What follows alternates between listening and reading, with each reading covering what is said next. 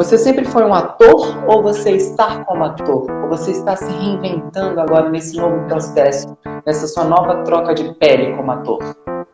Eu sempre fui um ator. Desde criança, eu participava de teatro amador na minha cidade. Eu sou do litoral sul de Santa Catarina, numa cidade chamada Araranguá.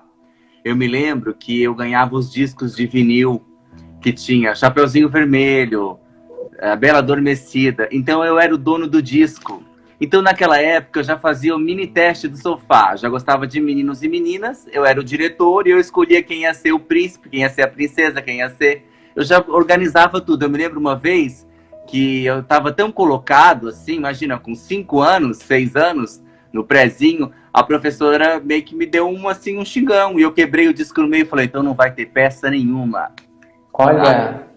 Já era do balacobaco. Eu sempre participei de gincana. Sabe que interior, assim, tem muita semana cultural, gincana, coisas Sim. de igreja. Eu fui coroinha, então encenações de Paixão de Cristo, essas coisas. Então eu sempre participei de tudo isso, entendeu? Ô, Jeff, você ganhou uma espingarda com 12 anos. De certo modo, uma tendência um pouco... O seu pai, que foi essa pessoa que te deu, ele quis castrar essa sua autoexpressão.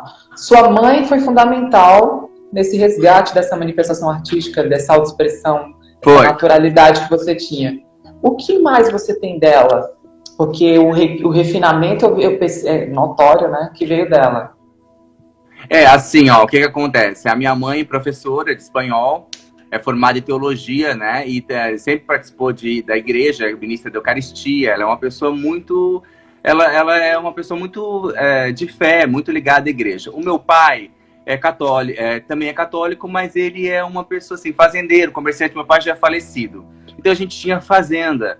Então, assim, com 12 anos, realmente, eu ganhei uma espingarda, entendeu? Eu tinha que trazer um animal morto para todo mundo ver na Páscoa. Eu peguei minha casa e eu, assim, com livros, levei cesta de piquenique, eu querendo ir para debaixo de uma árvore. Eu brincava muito de Playmobil. Desde criança eu brincava de Playmobil, entendeu? Foi um brinquedo, assim, que me ensinou muita coisa e todo mundo queria brincar comigo e eu dizia quem ia ser casado com quem ia ser dono do quê. Eu já dirigia a história toda, a cena inteira. Mas essa situação da espingarda foi chata, porque eu ganhei aquele presente, assim, todos os meninos amaram. E tinha que matar um bicho e trazer. E eu achei aquilo uma agressão.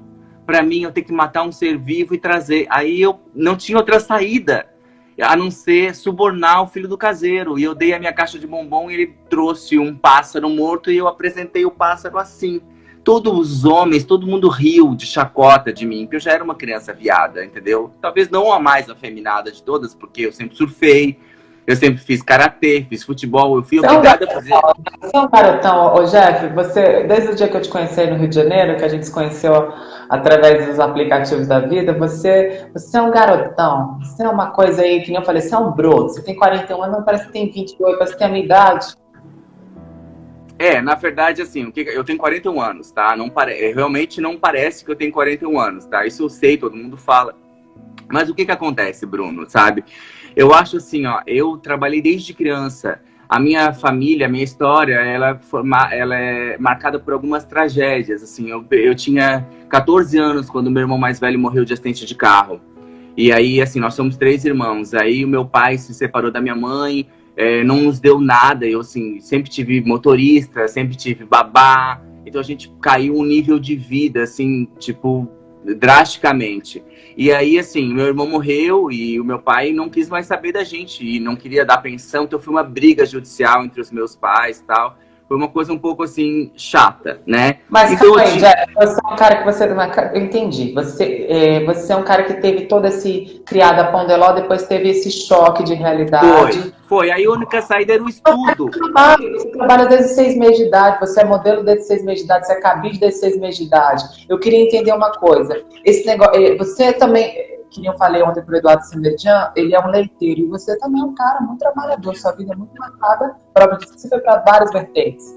Você acha que esse seu alívio você acha que você trabalhar desde muito novo foi uma forma de escapismo para aliviar? Ou seja, você tem uma mente muito de trabalho, sua mente é produzir, é com propósito. É Capricórnio.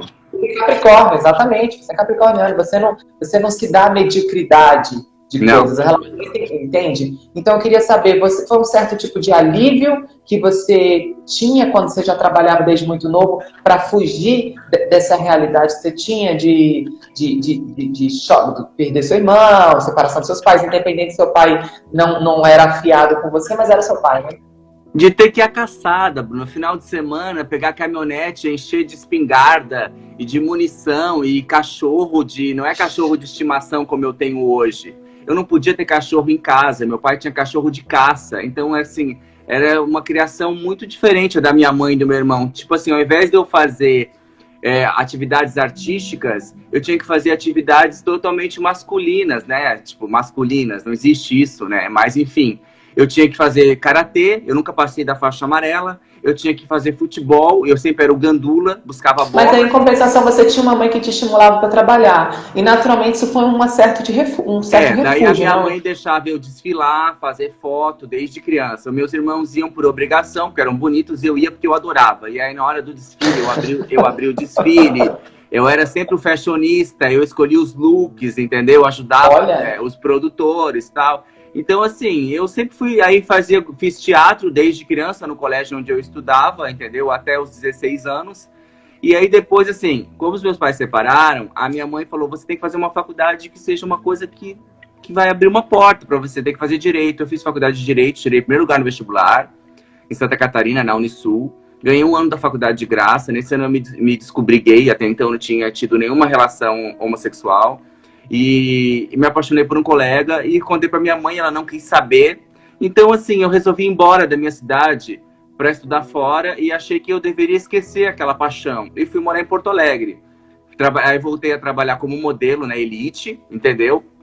Agência de modelos, né? E fiz cursinho e tirei primeiro lugar no vestibular novamente na PUC, em Rio Grande do Sul, para direito.